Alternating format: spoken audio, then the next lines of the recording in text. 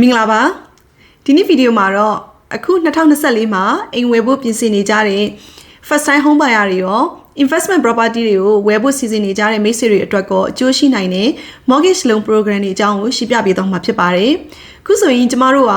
2023ကုန်ပြီးလို့2024ကိုစပြီးဝင်လာပြီးတိတ်မကြခင်တွင်းမှာလည်းအခွန်ဆောင်မှုကာလရောက်ရှိလာမှာဖြစ်တဲ့အတွက်တကယ်လို့များကိုကဒီ2024မှာအိမ်ဝယ်ဖို့အစီအစဉ်တွေရှိတယ်ဒါမှမဟုတ်ရင်စီးပွားရေးလုပ်ငန်းကိုတိုးချဲ့ဖို့အစီအစဉ်တွေရှိတယ်ဆိုရင်ဘယ်လိုလုံးမျိုးစားတွေကကိုယ့်အတွက်ပိုပြီးတင့်တော်မလဲနောက်ပြီးတော့အဲ့ဒီလုံးမျိုးစားတွေကိုရရှိဖို့အတွက်ကိုယ့်ဘက်ကဘာတွေပြင်ဆင်သင့်လဲဆိုတာကိုဒီနေ့ဗီဒီယိုမှာရှင်းပြပေးသွားမှာပါကျွန်မနာမည်ဝင်းမြတ်သူပါကျွန်မအမေရိကန်နိုင်ငံဆီယားတမြို့မှာနေထိုင်နေအိမ်ချမ်းမြေကျိုးဆောင်လည်းလုပ်တယ်လို့ mortgage broker တယောက်လည်းဖြစ်ပါတယ်အဲ့ဒါကြောင့်မလို့အိမ်ချမ်းမြေနဲ့ပတ်သက်လာရင် mortgage loan တွေနဲ့ပတ်သက်လာရင်ကျွန်မနဲ့ဆက်သွယ်ဆောင်ရွက်လို့ရပါတယ်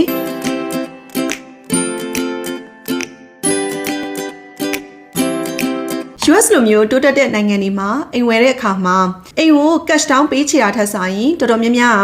mortgage loan ကိုယူပြီးတော့အိမ်ဝယ်ကြတယ်။အဲဒါကြောင့်မလို့အိမ်ဝယ်တဲ့ process မှာ mortgage loan ရယူတဲ့ process ကအရေးအကြီးဆုံးကဏ္ဍဖြစ်တယ်ဆိုရင်လည်းမမှားပါဘူး။အဲဒါကြောင့်မလို့လေ mortgage loan တွေရရှိနိုင်တဲ့ mortgage loan အမျိုးအစားတွေအများကြီးရှိတယ်လို့မျိုး mortgage loan ကိုချီးပေးတဲ့ lender တွေကလည်းအများကြီးရှိတယ်။ commercial bank တွေရှိတယ်။ credit union တွေရှိတယ်။နောက်ပြီးတော့အပြင်က mortgageကုမ္ပဏီတွေလည်းတည်တံ့ရှိတယ်။အဲ့ဒါကြောင့်မလို့ first time home buyer တယောက်အနေနဲ့အိမ်ဝယ်တော့မယ်ဆိုရင်ဘယ်လိုလုံးအမျိုးအစားကိုရွေးချယ်သင့်တယ်လဲဘာမှယူရမလဲဆိုတာတော်တော်လေးတော့ရှုပ်ထွေးတယ်လို့ပြောလို့လည်းရပါတယ်။အခု mortgage loan တွေအကြောင်းကိုမပြောခင်မှာ mortgage ယူတဲ့အခါမှာအရေးအကြီးဆုံးအချက်နှစ်ချက်ကိုရှင်းပြပေးမယ်။အဲ့ဒါဘာတွေလဲဆိုတော့ပထမဆုံးတစ်ချက်ကငွေချေးသူရဲ့ credit score ကိုကြည့်တာဖြစ်ပြီးတော့နောက်ဒုတိယအချက်ကကြတော့သူ့ရဲ့ debt to income ratio ပါ။သူ့ရဲ့ဒီ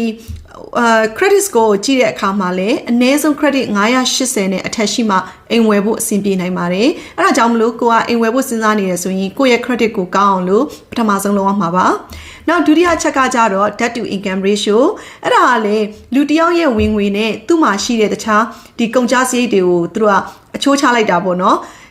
လုံးအများစုကတော့ဒီ50% လောက်အထိတချို့လုံးတွေကခွင့်ပြုထားတယ်တချို့ကကြတော့လေအဲ့ထက်နည်းတဲ့ပမာဏကိုပဲခွင့်ပြုတယ်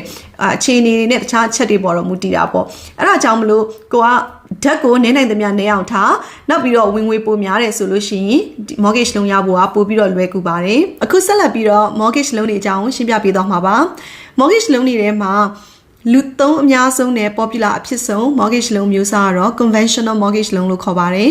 US မှာဆိုရင်တော့ credit score တွေကောင်းတယ်နောက်ပြီးတော့ဝင်ငွေကောင်းတယ်debt to income ratio ကောင်းတဲ့သူတွေအတွက်ကတော့ဒီ conventional loan ကိုပို့ပြီးတော့အသုံးများကြတယ်သူကအစိုးရ program တွေဖြစ်တဲ့ FHA loan VA loan တွေထက်စားလို့ရှိရင်စီကံစီးမြင့်ရလဲပို့ပြီးတော့လျော်နေတယ်အဲ့ဒါကြောင့်မလို့အိမ်ရောင်းတဲ့သူတွေဆိုရင်လည်းသူ့ရဲ့ buyers တွေကဒီ different loan program တွေနဲ့အိမ်လာဝယ်တဲ့သူတွေထဲမှာဆိုရင်ဒီ conventional loan နဲ့လာတဲ့လူတွေကိုပို့ပြီးတော့ဦးစားပေးတယ်တကယ်လို့အဲ့ဒီ conventional loan ကိုလိုချင်တယ်ဆိုလို့ရှိရင် credit score ကအနည်းဆုံး620ရှိဖို့လိုအပ်တယ်နောက်ပြီးတော့ debt to income ratio ကကြတော့45%ကနေ50%အထိခွင့်ပြုထားပါတယ်သူ့ကိုသုံးမယ်ဆိုလို့ရှိရင် down payment အနေနဲ့ကလည်းအနည်းဆုံး3% ကပဲပေးလို့ရတယ် down payment 3% ပဲပေးလို့ရတယ်ဆိုပေမဲ့လည်းအဲ့ဒီလူရဲ့ income ကသူ့ရဲ့ဒီ 3% down payment နဲ့ပေးလို့ရှိရင်လစဉ်ပေးရမယ့်ဒီ mortgage payment ပေါ့နော်ဒီကုန်ကျစရိတ်ကိုကာမိဖို့တော့လိုပါတယ်တကယ်လို့ conventional loan ကိုအသုံးပြုပေမဲ့လည်း down payment အရန်နေတယ် 3% 5% လောက်ပဲချရတယ်ဆိုလို့ရှိရင်တော့ mortgage insurance ကိုပေးရမှာဖြစ်ပါတယ် mortgage insurance ကိုပေးတဲ့အခါမှာလည်း home owner ရဲ့ equity က 20% ပြည့်သွားပြီဆိုရင်တော့ mortgage insurance ကအလိုလိုပြုတ်သွားပါတယ်တကယ်လို့ကိုကငွေပိုရှန်လို့down payment ကို20%ပေးနိုင်တယ်ဆိုရင်တော့ဒီ mortgage insurance ကိုပေးရမှာမဟုတ်ပါဘူးအခုဆက်လက်ပြီးတော့conventional loan ပြီးသွားရင်ဒုတိယလုံးမျိုးစားဖြစ်တဲ့ FHA loan အကြောင်းကိုရှင်းပြပေးပါမယ် FHA loan ဆိုတာကတော့Federal Housing Administration ကပြုလုပ်တဲ့ loan ဖြစ်တဲ့ conventional loan နဲ့ဘာကွာလဲဆိုလို့ရှိရင်သူက credit score ကို980နဲ့အထက်ဆိုရင်ဒီ loan ကိုယူလို့ရတယ် conventional loan မှာကြတော့620နဲ့အထက်မှပဲယူလို့ရတာဖြစ်တဲ့အတွက်တကယ်လို့ကိုယ့်ရဲ့ credit က980နဲ့620ကြားမှာရှိနေတယ်ဆိုရင်တော့ဒီ FHA loan နဲ့အိမ်ဝယ်လို့ရပါတယ် FHA loan ကိုယူတဲ့အခါမှာ down payment ကလည်း 3.5% ပဲပေးရမှာပါ အဲ့တော့ကို့မှာ down payment ကလည်းနည်းနေတယ် credit score ကလည်းတိတ်မကောင်းဆိုရင်တော့ FHA လုံးကိုစဉ်းစားလို့ရတယ်နောက်ပြီးတော့ debt to income ratio မှာလည်း FHA လုံးကိုယူရဲဆိုလို့ရှိရင်သူကdebt ပို့ပြီးတော့ရှိလို့ရတယ် debt to income ratio ပို့ပြီးများတဲ့အတွက်ကိုကဝင်ငွေနည်းတယ်အကျွေးများတယ် credit လည်းမကောင်းဘူးအဲ့လိုလူမျိုးတွေဆိုလို့ရှိရင်အစိုးရကကူညီပြီးတော့အာမခံပေးထားတဲ့ program သဘောမျိုးပါအဲ့ဒါကြောင့်မလို့ FHA လုံးနဲ့တင်တော်ပါတယ် FHA လုံးကိုယူလို့ရှိရင်လည်းသူကdown payment ကို 10% ရဲ့အောက်မှာပေးတယ်ဆိုရင် mortgage insurance ကလုံးသက်တဲ့တစ်လျှောက်လုံးမှာဆက်ပြီးတော့ပေးရမှာဖြစ်ပါတယ် conventional လိုမျိုးဒီ 20% ပြေးလို့ရှိရင်အလိုလိုပြုတ်သွားမှာမဟုတ်ပါဘူးသူက refinance လုပ်မှပဲဒီဒါမှမဟုတ်ရင်အိမ်ကိုပြန်ရောင်းလိုက်တော့မှပဲဒီ mortgage insurance ကိုဖြုတ်လို့ရမှာပါနောက်တစ်ချက်ကကြတော့သူကတကယ်လို့ 10% နဲ့အထက်ကိုပေးတယ်ဆိုလို့ရှိရင်တော့ mortgage insurance က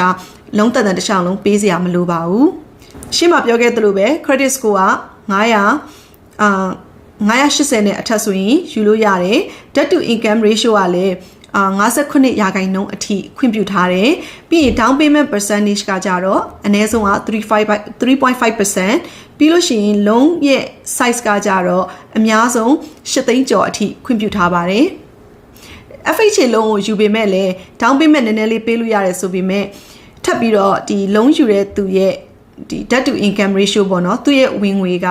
ဒီ monthly payment ကိုကာမိဖို့တော့လိုပါတယ် FHA လုံးကိုယူမယ်ဆိုလို့ရှိရင်တော့ conventional လုံးထက်စာရင်အတိုးနှုန်းကနည်းနည်းလေးပို့ပြီးတော့တက်တာမှာဖြစ်ပါတယ်ဒါပေမဲ့ market က competition အများများတယ်ဆိုလို့ရှိရင်ဘယ်အိမ်ရောင်းတဲ့သူတွေဘယ်သူမှဒီ FHA လုံးကိုမကြိုက်ကြပါဘူးဘာလို့လဲဆိုတော့သူကအစိုးရနောက်ကနေမှ back လုပ်ပေးထားတဲ့ loan program တွေဖြစ်တဲ့အတွက်သူ့ရဲ့ appraisal လုပ်တဲ့အခါမှာအိမ်ကိုရာပြတ်တဲ့လူတွေကအရန်ပို့ပြီးတော့မြင်းစီကန်းနေတာပို့ပြီးတော့တင်းကျပ်တယ်အဲ့ဒါကြောင့်မလို့အိမ်ရောင်းတဲ့လူဘက်ကကြည့်မယ်ဆိုလို့ရှိရင် FHA လုံးကိုရောင်းလို့ရှိရင်ဒီ contract ကပြတ်နိုင်တဲ့အခြေအနေတွေအများကြီးရှိတဲ့အတွက် conventional loan ဒါမှမဟုတ်ရင် cash offer ကိုပဲပို့ပြီးတော့ကြိုက်ကြပါတယ်နောက်ထပ် loan အမျိုးအစားတစ်ခုကကြတော့ VA လုံးမှာ Veteran Affairs Loan Program လို့လည်းပြောလို့ရတယ်။သူကကြတော့ US government ကထောက်ခံပေးထားတဲ့ program မှာဒီလုံးကိုရဖို့ဆိုလို့ရှိရင်ပထမဆုံးကိုက military မှာတာဝန်ထမ်းဆောင်ဖို့ရလူဖြစ်ရမယ်။ဒါမှမဟုတ်လို့ရှိရင်အခုလက်ရှိတာဝန်ထမ်းဆောင်နေတဲ့လူဖြစ်ဖို့လိုအပ်ပါတယ်။သူ့ကိုရဖို့က credit score က980နဲ့အထက်မှာရှိရမယ်။ debt to income ratio ကလည်း 41% ပဲရှိတဲ့အတွက်အကျွေးနည်းဖို့လည်းလိုအပ်တယ်။ သူက down payment တော့မလိုဘူးဒါပေမဲ့ VA funding fees လို့ခေါ်တယ်ဒီလုံးကို funding လုပ်တဲ့ fee ဆိုပြီးတော့ပေးရမယ်တချို့ down payment မရှိတဲ့လူတွေအတွက်ကကြတော့ဒီ funding fees ကိုလုံးထဲမှာပဲထည့်လိုက်တဲ့အတွက်ကိုဝယ်တဲ့အိမ်က4,200,000ဆိုလို့ရှိရင်ဒီ funding fee က9,000ထားပါတော့အဲ့ဒါဆိုရင်4,250,000ဆိုပြီးတော့သူကလုံးထဲကိုတစ်ခါတည်းထည့်လိုက်မှာဖြစ်ပါတယ်နောက် VA လုံးကိုယူမယ်ဆိုလို့ရှိရင်လည်းဒီ veteran ပေါ့နော် veteran တယောက်ရဲ့ဘယ်မှာအိမ်ဝယ်လဲပေါ်မူတည်ပြီးတော့location ပေါ်မူတည်ပြီးတော့ဒီ VA လုံးရဲ့ရရှိနိုင်တဲ့လုံးပမာဏကကွာခြားသွားပါတယ်နောက်လုံးအမျိုးအစားတစ်ခုကကြတော့ USDA လုံးမှာသူလည်း government loan program လို့ပြောလို့ရတယ်US Department of Agriculture ကခွင့်ပြုထားတဲ့လုံးပေါ့နော်အထူးသဖြင့် rural area တွေမှာလူတွေနဲ့ဝေးပြီးတော့ဒီနည်းနည်းပေါ့နော်ချောင်ကြားတဲ့နေရာတွေဒီဗာလဲ farmlands တွေအဲ့လိုဟာမျိုးတွေလယ်ကွက်တွေပေါ့အဲ့လိုဟာမျိုးတွေမှာဆိုရင်တော့ဒီ USDA လုံးကိုအသုံးပြုလို့ရတယ်သူ့ရဲ့ requirements ကလည်း debt to income ratio က41%ရှိရမယ်နောက်ပြီးတော့ down payment ကတော့ပေးစရာမလိုဘူးပြီးတော့ credit score လည်းမလိုအပ်ပါဘူးဒါပေမဲ့ဒီကိုဝယ်တဲ့အိမ်ကတော့ USDA လုံးနဲ့ကိုက်ညီတဲ့နေရာဖြစ်ဖို့တော့လိုအပ်ပါတယ်ဒါကတော့အခုဒီtraditional loan ပေါ့နော်ဒီ loan မျိုးစား၄ခုကတော့ traditional loan လို့လည်းခေါ်တယ် US မှာအသုံးလဲများတဲ့loan တွေပါအဲ့ဒီမှာကိုက self employed နဲ့အလုပ်လုပ်တဲ့သူတွေနောက်ပြီးတော့အခွင့်အရေးအများကြီးမဆောင်ထားတဲ့သူတွေအတွက်ဆိုပြီးတော့ non traditional loan ဆိုတာထပ်ပြီးတော့ရှိပါတယ်အဲ့ဒီ non traditional loan ဟာကြတော့ income ကိုလည်းမကြည့်တော့ဘူး credit score ကိုတော့ကြည့်တယ်အခွင့်ဆောင်ထားတာကိုလည်းမကြည့်ဘူးဒါပေမဲ့ဒီ self employed အလုပ်လုပ်တဲ့သူရဲ့ bank statement လုံးဆိုလို့ရှိရင် bank statement ကိုကြည့်မယ်ဒါမှမဟုတ်ရင် P&L profit and loss statement တွေကိုကြည့်ပြီးတော့ချီးတဲ့ loan program တွေလည်းရှိပါတယ်တကယ်လို့ကိုကအ ခွန်ဆောင်ထားတာနည်းနေတယ်ကိုလိုချင်တဲ့အိမ်တန်မိုးကများနေတယ်ဆိုလို့ရှိရင်အခွန်ဆောင်တာကိုမကြည့်ဘဲနဲ့ဒီ bank statement ကိုပဲကြည့်တဲ့ bank statement လုံးအမျိုးအစားတွေကိုအသုံးများကြပါတယ်ဒီ bank statement လုံးကိုယူမယ်ဆိုလို့ရှိရင် credit score ကတော့ဒီ680အထက်ရှိရမယ်900ကျော်ဆိုရင်တော့အတိုးနှုန်းပိုကောင်းကောင်းရတာပေါ့နော်down payment ကတော့အနည်းဆုံး 10% ပေးဖို့လိုအပ်ပါတယ် bank statement လုံး P&L လုံးတွေကိုယူမယ်ဆိုလို့ရှိရင်လုပ်ငန်းသက်တမ်းကအနည်းဆုံး2နှစ်ပြပေးရမယ်တကယ်လို့ကိုက business ဖွင့်ထားတယ် LLC လုပ်ထားတယ်ဒီ business သက်တမ်းက2နှစ်မရှိဘူး1နှစ်ပဲရှိတယ်ဆိုလို့ရှိရင်တော့မှသူ့ရဲ့အရှိမဒီ same industry မှာအလုပ်လုပ်ခဲ့တာဖြစ်ရမယ်အဲ့တော့2နှစ်ပြပေးနိုင်တယ်ဆိုရင်တော့ပိုပြီးကောင်းတယ်ပြီးရင် down payment အနေနဲ့ကလည်း10% ကနေစပြီးတော့ချရမယ်10% 15% 20% down payment နဲ့လေအတိုးနှုန်းကပိုပြီးများလေဖြစ်မှာပါအဲ့ဒါကြောင့်မလို့ကိုကဒီ mortgage insurance ကိုလည်းတတ်တာခြင်းနဲ့အတိုးနှုန်းကိုလည်းပိုပြီးတတ်တာခြင်းနဲ့ဆိုလို့ရှိရင်တော့ down payment ကိုနည်းနည်းပိုပြီးတော့ချပေးဖို့လိုအပ်ပါတယ်20%လောက်ချနိုင်တယ်ဆိုရင်ကောင်းတယ်မချနိုင်လို့ရှိရင်လည်း15%လောက်ဆိုရင်တော့ပို့ပြီးတော့ကောင်းတဲ့အတိုးနှုန်းကိုရမှာပါဒီလုံးတွေကိုယူမယ်ဆိုလို့ရှိရင်ဒီ bank အတိုးနှုန်းကကြတော့အပြင်မှာ conventional ပေါ့နော်ရှေ့မှာပြောခဲ့တဲ့ဒီ traditional loan တွေထက်ဆိုင်သူကအတိုးနှုန်း1.5 ကနေ 2% လောက်ထိပို့ပြီးတော့များနိုင်တယ်ဒါပေမဲ့ကိုယ့်ရဲ့တယောက်ချင်းစီရဲ့အခြေအနေပေါ်မှာမူတည်တယ် income ပေါ်မှာမူတည်တယ် credit score ပေါ်မှာမူတည်တယ်အဲ့ဒါကြောင့်မလို့ဘလို့လုံးအမျိုးအစားကိုနဲ့ပို့ပြီးတည်တော်လဲဆိုတာကိုဒီ mortgage advisor တွေ professional တွေနဲ့တွေ့ပြီးတော့ဆွေးနွေးဖို့ဆွေးနွေးသင့်ပါတယ်ဒီ non traditional loan တွေကကြတော့သူတို့နောက်က government က back လဲလုပ်ပေးထားတာမျိုးမရှိဘူးအပြင်က investor တွေကနေမှ land လောက်တာဖြစ်တဲ့အတွက်ချီးပေးတာဖြစ်တဲ့အတွက်သူတို့သတ်မှတ်တဲ့အချက်တွေကဒီ lender တယောက်နဲ့တယောက်မှာကွာခြားသွားကြတယ်အဲ့ဒါကြောင့်မလို့ကျမတို့ကဒီလုံးတွေယူမယ်ဆိုလို့ရှိရင် lender တွေအများကြီးစီမှာစုံစမ်းပြီးတော့ဘယ်သူကကိုယ့်အတွက်အကောင်းဆုံးrate ကိုပေးနိုင်လဲဘယ်သူကကိုယ့်အတွက်အကောင်းဆုံးအသက်သာဆုံး fees တွေရှိမလဲဆိုပြီးတော့စုံစမ်းရတာပါ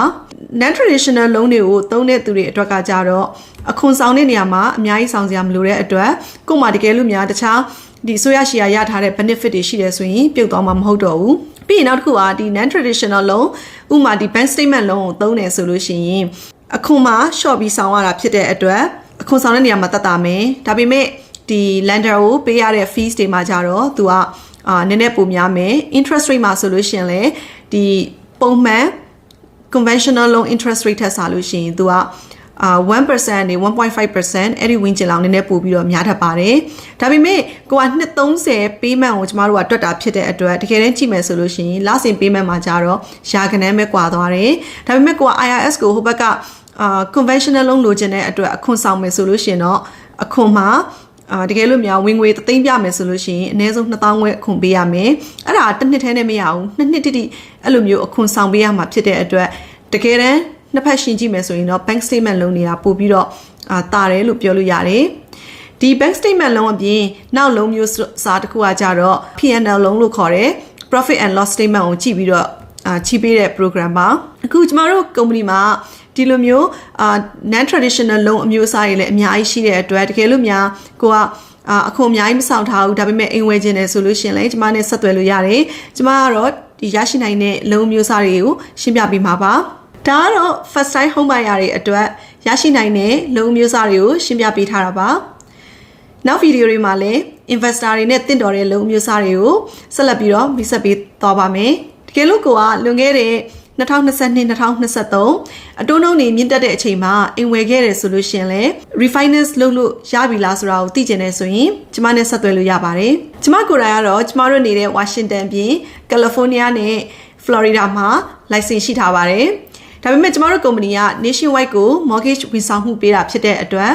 တကယ်လို့များကိုနေတဲ့ state မှာ mortgage advisor အကူအညီလိုတယ်ဆိုလို့ရှိရင်ကျမကိုဆက်သွယ်လို့ရပါတယ်အားလုံးကျေးဇူးအများကြီးတင်ပါတယ် American နိုင်ငံမှာ real estate နဲ့ပတ်သက်လာရင် mortgage loan နဲ့ပတ်သက်လာရင်ကျမကိုသတိရပါနော်